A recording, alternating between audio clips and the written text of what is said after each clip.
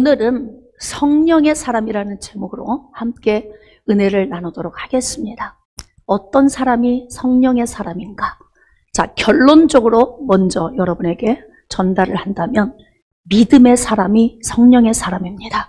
자, 한번 선포합시다. 시작. 자, 믿음의 사람이 성령의 사람이기 때문에 곧 누가 성령의 사람이다? 할렐루야. 그러니 오늘 주어지는 말씀이 누구에게 주시는 말씀이다? 아멘. 나에게 주시는 말씀이다. 기적과 표적을 나타내는 것이 사도들에게 제한된 것이 아닌 것을 오늘 내 말씀으로 들으시고, 여러분도 인생의 삶 속에서 성령의 사람으로서의 삶을 사시기를 원합니다. 자, 오늘은 믿음의 사람이 성령의 사람인데, 이 성령의 은혜가 우리에게 언제 주어지는가? 오늘 기록된 말씀을 통해서 함께 은혜를 나누도록 하겠습니다. 지난주에 우리가 부활절 감사 예배를 드렸습니다. 예수님이 죽은 지 사흘 만에 부활하셨습니다. 믿음의 요인은 하나님께서 그를 죽은 자 가운데서 다시 살리신 것을 내 마음에 믿으면 구원을 얻으리니 너희가 마음으로 믿고 의에 이르고 입으로 시인하여 구원에 이르느니라. 로마서 10장 9절과 10절에 기록되어져 있습니다. 믿음으로 말미암아 구원을 얻은 자가 바로 성령의 사람이다. 예수님께서 성령에 대한 말씀을 마지막 승천하시기 전에 약속의 말씀을 다시 생각나게 하신 겁니다. 40일 동안 부활하신 후 예수님의 제자들과 함께 하시고 승천을 앞에 두신 예수님이 제자들과 나눈 그 대화가 사도행전 1장에 기록되어 있습니다. 예수님께서 예수님 제자들에게 분부하십니다. 명령하고 당부하시는 거예요. 자, 우리 본문 말씀으로 나아갑시다. 사도행전 1장 4절. 사도와 함께 모이사 그들에게 분부하여 이르시되 예루살렘을 떠나지 말고 내게서 들은 바 아버지께서 약속하신 것을 기다리라. 요한은 물로 세례를 베풀었으나 너희는 몇 날이 못되어 성령으로 세례를 받으리라. 예수님이 승천하시기 전에 예수님의 제자들에게 주신 말씀입니다. 여러분, 수도 없이 이 본문 말씀을 통해 저도 설교를 했고 여러분들도 수도 없이 들은 말씀일 거예요. 그러나 하나님의 말씀은 심령에 새기고 또 새기고 또 새길 때 이 말씀이 내 안에서 능력으로 나타나는 것입니다. 그러니까 들은 말씀 또 듣네 이렇게 생각하고 귀를 닫지 않으시기를 축복합니다. 예수님께서 요한은 물로 세례를 베풀었지만 너희는 몇 날이 못되어 성령으로 세례를 받으리라. 몇 날이 못되어 곧 얼마 안 있어서 잠시 후에 성령으로 세례를 받게 될 거니까 예루살렘 떠나지 말고 가만히 모여서 기대하고 기다리고 있으라고 말씀을 하시는 거예요. 자, 그때 예수님이 뭐라고 말씀하시냐? 내게서 들은 바 아버지께서 약속하신 것을 기다리라. 이렇게 말씀을 하십니다. 자, 예수님이 말씀을 하셨어요. 제자들은 예수님의 입을 통해 들었어요. 그런데 내가 너희들에게 상기시켜준 이 말, 곧 몇 날이 못되어 성령으로 세례를 받으리라라고 한 것은 아버지가 약속하신 것이다. 이렇게 말씀을 주십니다. 여러 선지자를 통해서 예언의 말씀을 주셨지만 특별히 요엘을 통해서 하나님이 주신 예언의 말씀이 있어요. 자, 요엘서 2장 28절로 29절. 그 후에 내가 내 영을 만민에게 부어주리니 너희 자녀들이 장래일을 말할 것이며 너희 늙은이는 꿈을 꾸며 너희 젊은이는 이상을 볼 것이고 그때에 내가 또 내 영을 남종과 여종에게 부어줄 것이다. 남종과 여종에게 부어줄 것이다. 자, 이것이 2000여 년 전 오순절 마가의 다락방에 임하는 것으로 끝난 것인가? 아니면 지금도 우리에게 부어지시는 것인가? 자, 여러분은 어떻게 생각하십니까? 지금도 부어지심을 믿으십니까? 자, 지금도 부어지심을 믿으시면 아멘. 그러니까 사모하는 마음으로 성령의 불길을 찬양하는데 어떻게 그냥 습관적으로 찬양할 수 있겠습니까? 하나님, 내게도 부어주세요. 그래서 내가 권능의 증인이 되게 해주세요. 그래도 예수 믿는다고 하는데 안 믿는 불신자들보다 더 힘없고 무기력하고 우울하고, 누가 보더라도 예수 안 믿는 사람보다 더 나은 것이 없는 그러한 연약한 삶이 아닌 강력한 삶을 살 수 있도록 하나님, 내게도 성령의 능력을 부어주세요. 이러한 사모하는 마음이 있어야 하는 거예요. 성령의 능력이 왜 지금도 부어지는가? 여러분, 신학은 여러 유형의 신학이 있어요.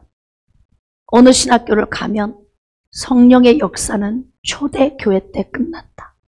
그러면 하나님은 돌아가신 거예요. 초대교회 때 성령의 역사가 끝났으면 하나님은 돌아가신 거예요. 그런데 하나님은 영원히 살아서 역사하시는 하나님, 스스로 계신 분, 전지전능하신 분, 안 계신 곳이 없으신 분, 그 하나님이 지금 우리와 함께 하시기 때문에 하나님의 성령의 역사가 지금도 우리 가운데 나타나고 있는 것입니다. 처음 제가 시작할 때 믿음의 사람이 성령의 사람이다. 그래서 곧 성령의 사람은 나이다. 나는 권능의 증인으로서 부름을 받은 자이다. 결론부터 여러분에게 정리해서 말씀을 드렸습니다. 왜 지금도 우리 가운데 성령이 임하시는가? 예수님께서 예수님의 제자들에게 사도행전 1장 8절에 오직 성령이 너희에게 임하시면 너희가 권능을 받고 예루살렘과 온 유대와 사마리아와 땅 끝까지 이르러 내 증인이 되리라 하시니라. 이 말씀을 주신 거예요. 그러니까 예수님의 제자들에게 필요한 것은 증인된 삶입니다. 이 시대에 누가 예수님의 제자입니까? 구원받은 나입니다. 그러니까 하나님이 나에게 요구하시는 것은 권능의 증인이 되는 것입니다. 그러므로 하나님의 성령이 지금도 우리에게 부어지심을 우리는 무엇으로 알 수 있는가? 사도행전 11장 말씀에 보면은 베드로에 대한 말씀이 기록이 되어 있어요.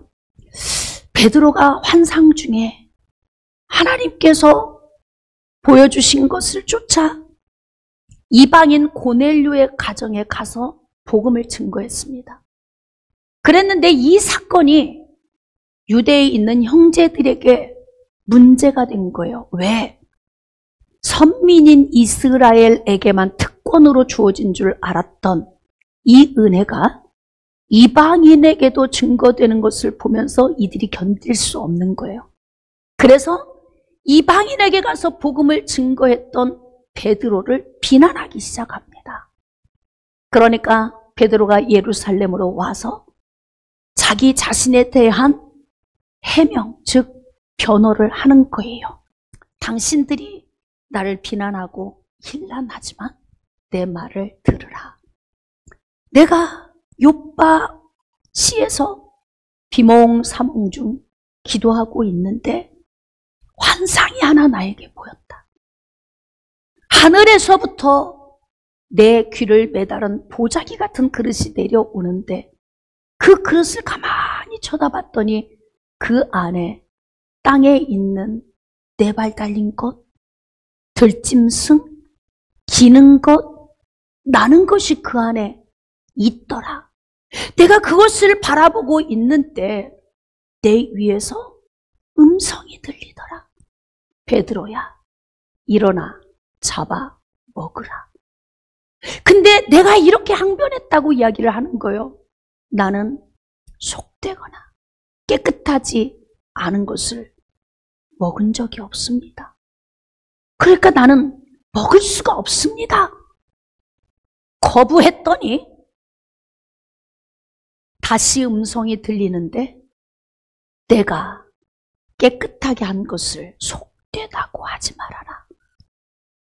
이 음성이 또 이 환상이 3번 동일하게 보여지는데 그 환상을 보는 가운데 고넬료가 보낸 사람들이 베드로에게 도착을 한 거예요. 자, 그런데 이때 하나님의 성령이 베드로를 휘감으시는 겁니다. 그리고 무슨 말씀을 주시냐면, 베드로야, 의심하지 말고 그들과 함께 가라. 하나님의 명령을 주셨다고 지금 설명을 하는 거예요. 베드로가 예루살렘에 와서. 그러니까 내 의지대로 할 수 없어. 성령의 사람은 내 의지를 꺾고 성령이 내게 주신 대로 가라면 가야 되는 거예요. 가기 싫어도 가야 하는 것입니다. 하기 싫어도 하라고 말씀하시면 해야 하는 것입니다. 그래서 바울은 갈라디아서에서 이렇게 고백하고 있습니다. 그런즉 이제 내가 사는 것이 아니요 오직 내 안에 그리스도께서 사는 것이다. 내가 이제 십자가에 못 박혀 죽었다 얘기. 그러니까 우리의 의지대로 사는 것이 아니라 하나님의 성령이 내 안에서 지시하고 가르치시는 대로 사는 것이 바로 성령의 사람이다. 베드로가 자기 의지에는 나는 더러워서 먹을 수 없습니다. 이방인들과 나는 상종 안 합니다. 그런데 하나님의 성령은 내가 이방인들을 위하여 아브라함을 불렀다 이렇게 말씀을 주시는 거예요. 아브라함이 갈대아 우르에서 부름받아 하란을 거쳐 가나안으로 들어올 때 하나님이 아브라함에게 주신 말씀이 너로 말미암아 모든 족속이 복을 받으리라. 왜 이스라엘 백성들은 하나님께서 주신 창세기 12장 3절 말씀을 그냥 먹칠을 이렇게 해놓고 읽지 않았을까? 우리에게만 주신 복, 우리만 받아야 하는 복, 이렇게 해석하는 거예요. 그 말씀 한 절 삭제해버리면 선민사상이 생기는 거예요. 그래서 이게 말씀은 퍼즐을 맞추듯이 66권에 기록된 말씀을 세밀하게 잘 해석을 해야 하는 거예요. 하나님께서 아브라함을 부르신 목적, 그의 자손들에게 선민 은혜를 주신 그 목적은 이방인들을 구원하시기 위한 통로로 세우신 거죠. 거기까지 이들은 생각을 못해요. 그러니까 베드로도 나는 그들 더러워서 그들과 상종하고 싶지 않아요. 하나님, 난 거룩합니다. 난 더러운 걸 먹어본 적이 없습니다.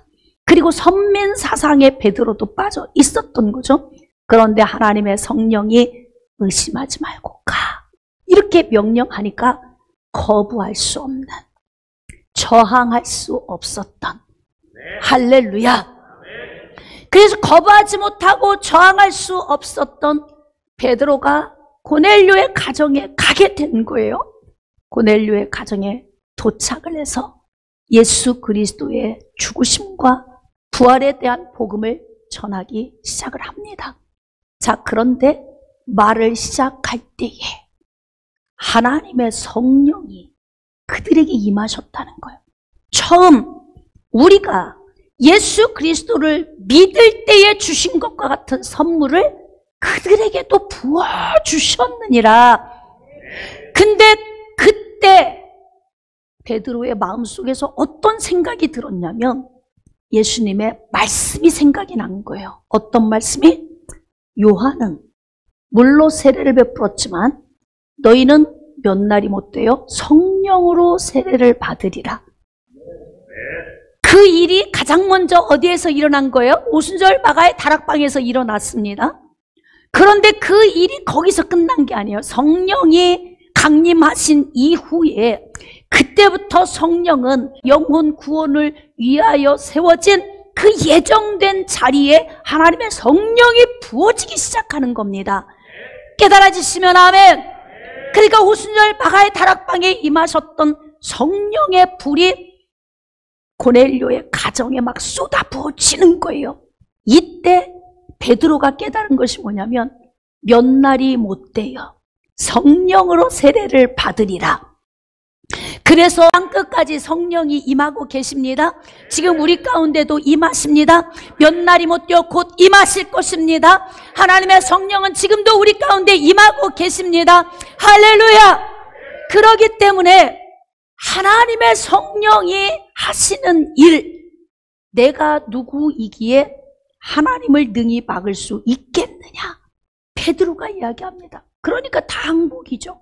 하나님이 하신 일을 누가 능히 막을 수 있겠느냐? 이렇게 고백을 합니다. 여러분, 저는 그래서 매 예배 때마다 하나님의 성령을 사모합니다. 하나님, 내게 부어주세요. 하나님의 성령의 은혜를 받으면 가장 먼저 누가 혜택을 보냐면 내 자신이 혜택을 봐요. 왜인 줄 아십니까? 죽었던 영이 막 깨어나잖아요. 그러니까 갈급한 심령이 채워지니까 나에게 생기가 임합니다. 자신감이 생깁니다.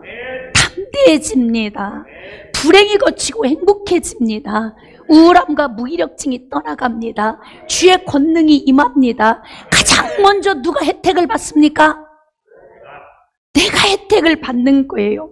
그러니까 예배 시간에 여러분이 하나님의 성령의 은혜를 강력하게 구하는 것은 가장 먼저 누구를 위한 것이다? 그럼 내가 먼저 살아야 누구를 살리지. 내가 무기력하고 우울한데 누구를 살리고 싶겠습니까? 어디로 복음을 전하러 가고 싶겠습니까? 그래서 우리는 예배 가운데 우리 자신을 회복시키기 위해서 예배에 집중해야 된다는 거예요. 하나님의 성령은 지금도 부어지신다. 왜냐하면 우리는 어떤 말씀을 기억하냐면 예수님께서 제자들에게 주신 요한은 물로 세례를 베풀었지만 너희는 몇 날이 못되어 성령으로 세례를 받으리라. 그래서 몇 날 되지 않아 2000년 후에 그 몇 날이 되지 않은 그 시점 어느 땐가 바로 저와 여러분이 성령의 세례를 받은 것 아니겠습니까? 할렐루야. 지금 새로 교회에 와서 복음을 접하고 있는 그들에게도 몇 날이 못되어 성령의 세례가 부어질 것입니다. 그러므로 예배에 성공하는 자가 됩시다. 할렐루야. 여러분, 이러한 베드로가 사도행전 3장 말씀에 가서 보면은 어떤 역사가 있냐면 성전 비문에 앉아 있는 연약한 자를 일으켜 세우는 말씀이 나옵니다. 성령의 사람은 곧 어떤 사람인가? 어떤 사람이 곧 성령의 사람인가? 여러분, 성령의 사람은 오순절 마가의 다락방에서 능력을 입은 자들에게만 성령의 사람이라고 국한시킨다면 오늘 이 말씀이 내 말씀이 안 될 거예요. 그러나 몇 날이 못되어 성령으로 세례를 받으리라. 그래서 고넬료의 가정에 성령이 임하셨습니다. 에베소 지역에 성령이 임하셨습니다. 사마리아에도 성령이 임하셨습니다. 그러므로 지금도 성령이 임하십니다. 내일도 부어지십니다. 예수님 오시는 그날까지 부어지실 것입니다. 할렐루야. 그런데 이렇게 성령의 능력을 오순절 마가의 다락방에서 받았던 베드로가 제9시 기도 시간에 성전에 올라갑니다. 여러분, 성령의 사람이 되면 보는 시야가 달라지고 생각하는 관점이 달라져요. 왜인 줄 아십니까? 이제는 내가 산 것이 아니요 내 안에 그리스도께서 사시기 때문에 그래요. 예전에 나 같으면 할 수 없는데 성령의 사람이 된 지금의 나는 할 수 있게 되는 거예요. 예전에 나 같으면 예수 이름 부끄러워서 말할 수 없는데 몇 날이 못되어 성령을 받은 성령의 사람인 나는 예수 그리스도를 담대히 증거하는 자가 되는 것입니다. 예수님을 부인했던 베드로가 요한과 함께 성전에 올라가는데 늘 그 자리에 앉아있던 나면서부터 한 번도 걸어보지 못한 사람이 구걸하기 위해 있는 거예요. 그런데 어제의 나와 오늘의 내가 달라진 거예요. 보는 시야가 달라진 거죠. 그동안에는 무관했어요. 내가 저 사람을 위해서 해줄 수 있는 건 아무것도 없다. 이렇게 생각했는데 이제는 성령의 사람이 되고 나니까 저 사람을 위해서 내가 뭔가 할 수 있겠다라는 믿음이 생기는 겁니다. 믿음. 성령의 사람은 믿음의 사람이다. 할렐루야. 그동안에는 그냥 지나갔어요. 지금은 그것이 내 눈에 믿음으로 와요. 아, 저거 기도하면 될 것 같은데. 응? 명령하면 이루어질 것 같은데 여러분들이 막 염려가 되고 걱정이 돼서 목사님 이런 문제 막 기도해 주세요. 그리고 막 급한 전화가 오잖아요. 근데 이때 제가 그 전화를 받을 때 제 마음속에서 마음이 평안해. 잘 될 것 같아. 그럼 반드시 잘 됩니다. 이 성령의 사람 마음 안에는요, 하나님이 주시는 감동이 있어요. 그래서 걱정하지 마세요. 잘 될 겁니다. 그러면 별 문제 없이 이 일이 잘 된다는 뜻이요. 그건 제 이야기가 아니고 성령이 내 안에서 주시는 마음이에요.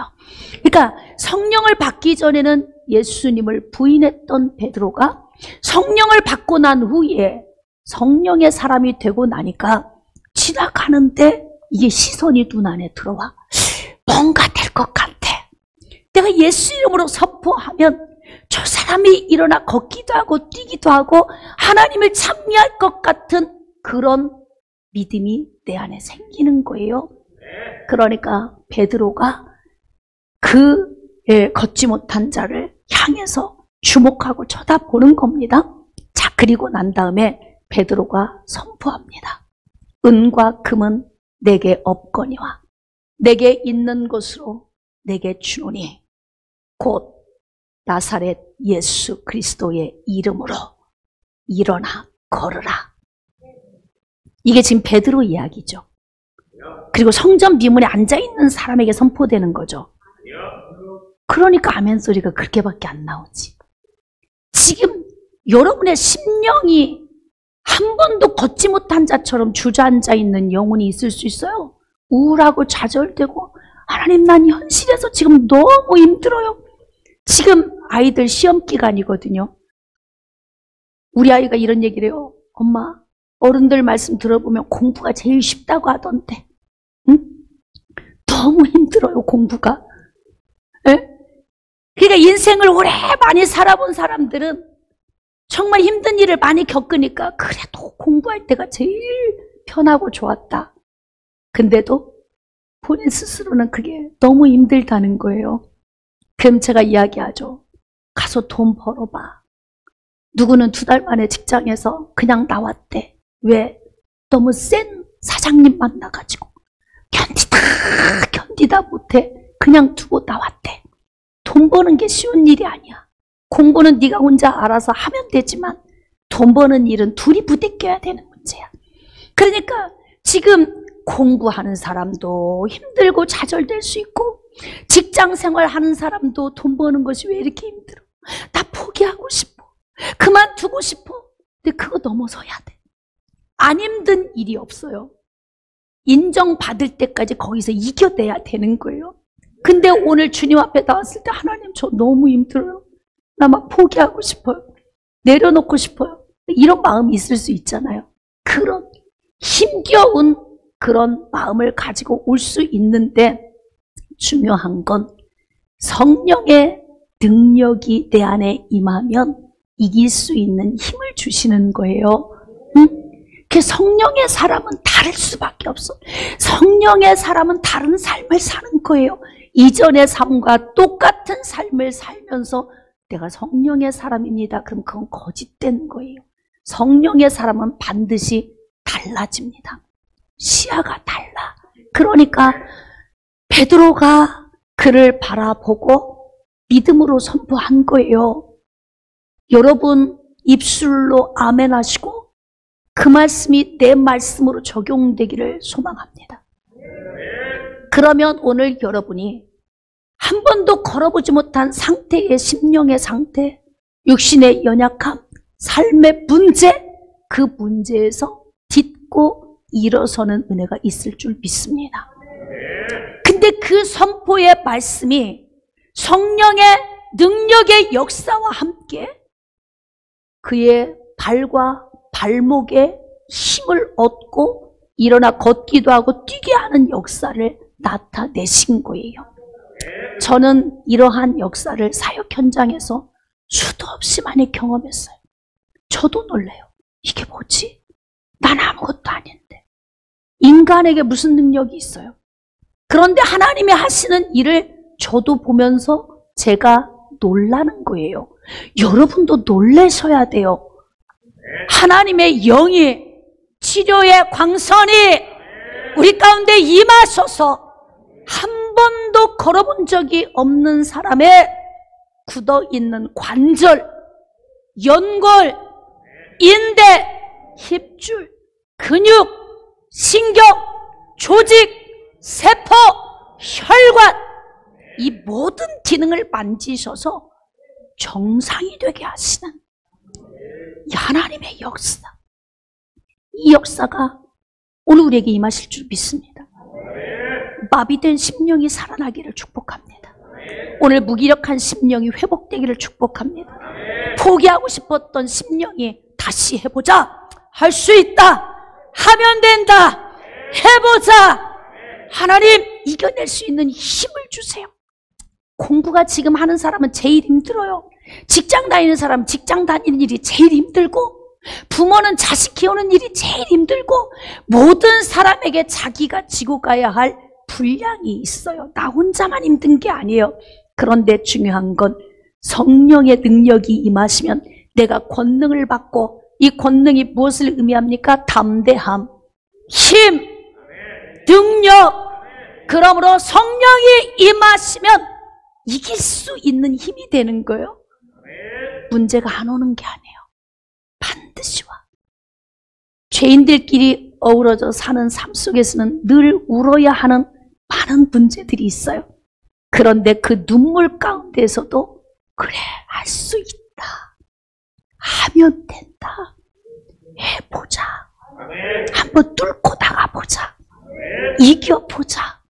이제는 내가 사는 것이 아니고 내 안에 그리스도께서 사시기 때문에 하나님의 영이 나를 도우시면 내가 권능의 증인이 되고 삶 속에서도 승리.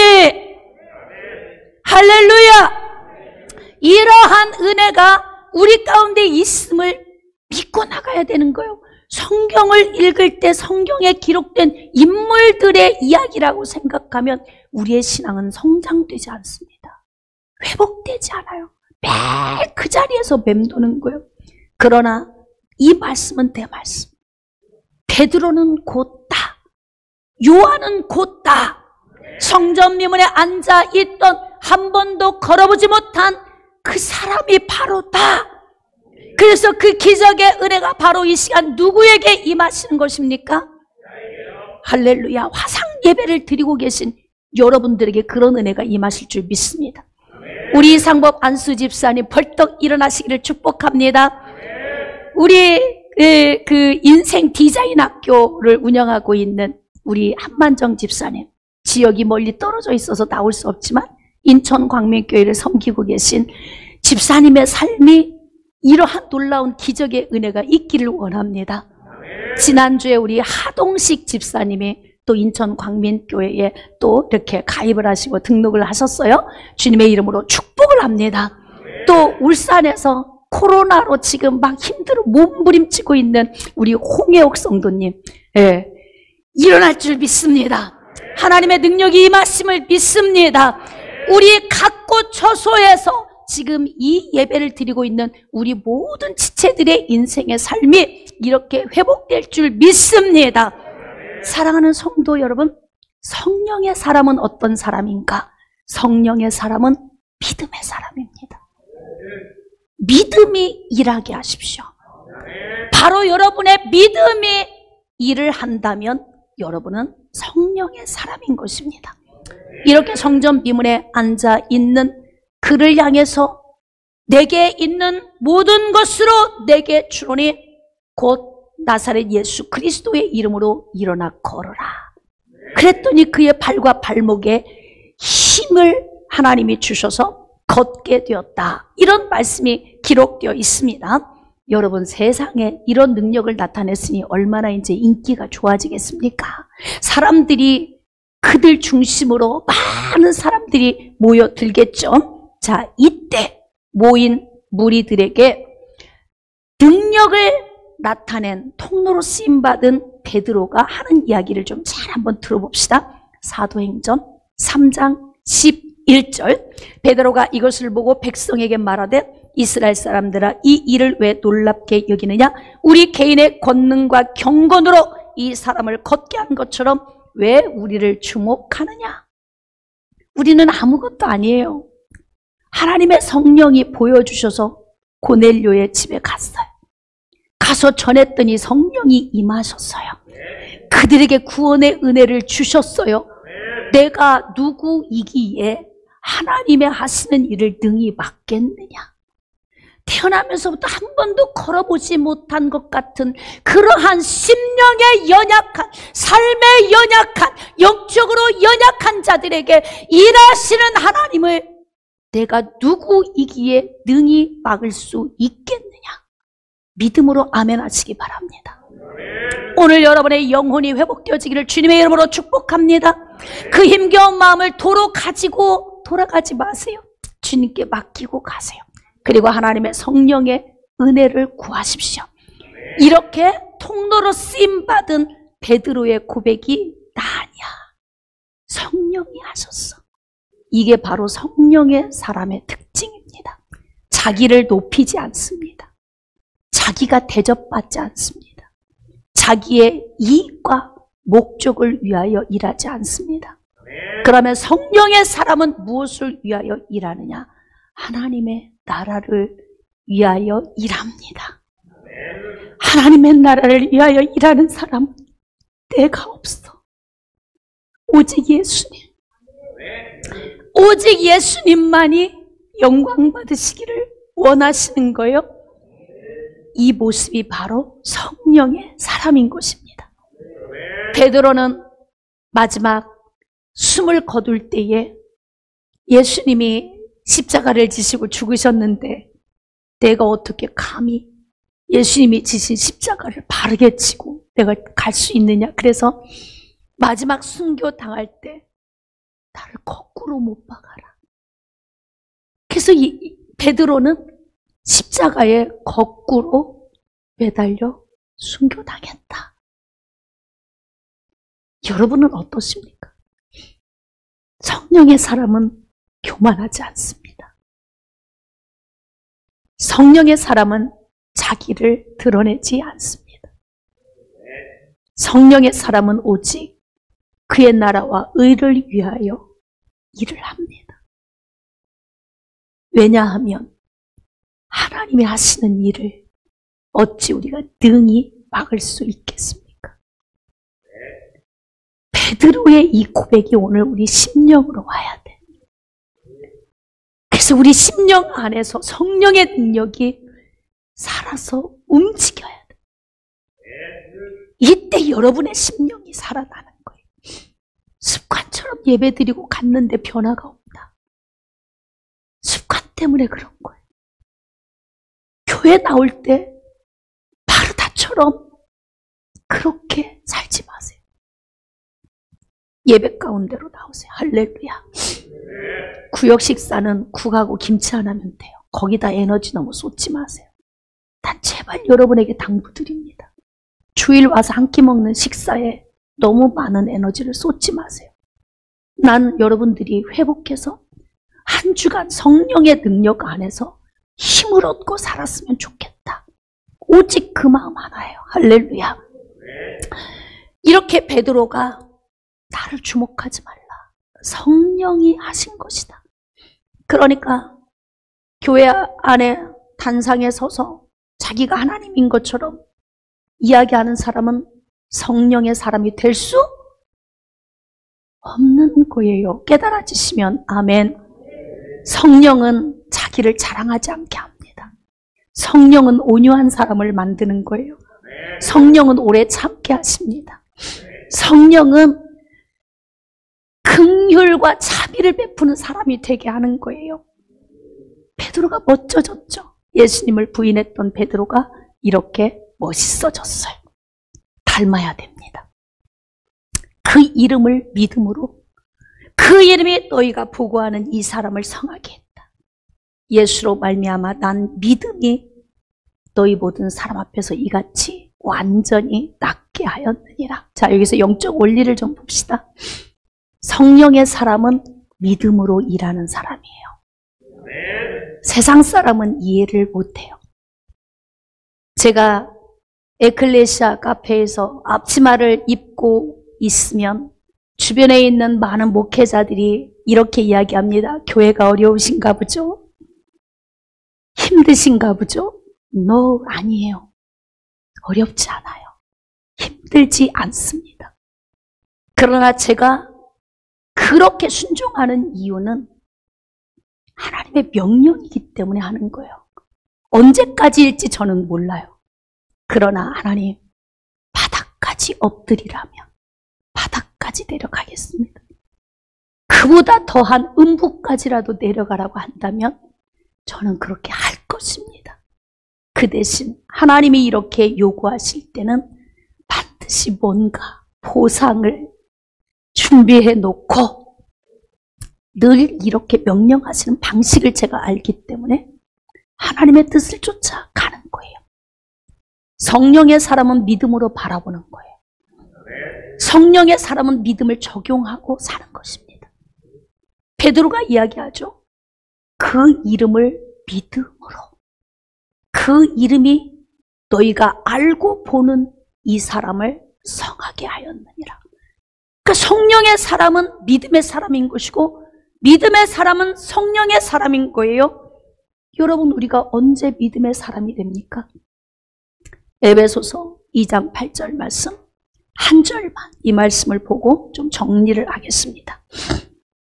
에베소서 2장 8절 너희는 그 은혜에 의하여 믿음으로 말미암아 구원을 받았으니 이것은 너희에게서 난 것이 아니요 하나님의 선물이라. 창세전에 작정된 예정된 사람에게 하나님의 때가 되매 성령의 능력이 믿음을 선물로 가지고 어디로 오신다? 어디로? 내 안에, 내 안으로 오신 거예요.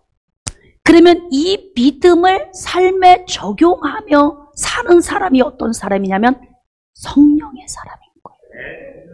그러니까 베드로가 한 번도 걸어보지 못한 사람을 보는데 믿음이 생겨. 저 사람 걸을 수 있을 것 같다. 한 번도 걸어본 적이 없어서 관절이 마비되어 있고요. 모든 인대, 힘줄, 근육, 신경, 조직, 세포가 전체 다 굳어 있는 상황인데 베드로의 마음속에 저 사람 걸을 수 있을 것 같다. 믿음이에요. 믿음이 있을 때는 선포하면 성령이 역사하십니다. 그러니까 믿음으로 선포했더니 그가 걷기도 하고 뛰기도 하고 하나님을 찬미했다는 거예요. 이렇게 하나님의 성령이 믿음을 우리 안에 선물로 가져오셔서 예수 그리스도가 믿어지게 하고 그 믿어지는 믿음으로 삶에 적용을 했더니 성령이 역사하셨더라. 이게 영적 원리입니다. 그러니까 성령의 사람은 곧 어떤 사람이? 믿음의 사람이 성령의 사람이다. 이해되시면 아멘. 그러므로 사랑하는 여러분, 말씀을 좀 정리하겠습니다. 베드로와 요한뿐만이 아니라 또 바울이나 기타 예수님의 제자들뿐만이 아니라 몇 날이 못되어 성령으로 세례를 베푸시는 그 성령의 세례가 지금도 우리 가운데 부어지고 계십니다. 그러므로 그 성령의 세례가 부어지는 은혜 안에 들어간 사람은 믿음의 사람이 되는 것이고 이 믿음의 사람이 믿음을 적용하며 사는 것이 바로 성령의 사람인 거예요. 할렐루야. 저는 여러분들이 여러분의 인생의 삶에 믿음을 적용하는 성령의 사람이 되시기를 주님의 이름으로 축복합니다. 그리고 성령이 내 안에 운행하심으로 그 음성을 듣고 순종하며 나아갈 때 하나님께로부터 임하는 많은 복을 받아 누리는 그런 수지 맞는 인생의 삶, 할렐루야, 그러한 복이 임하시기를 주님의 이름으로 축복합니다.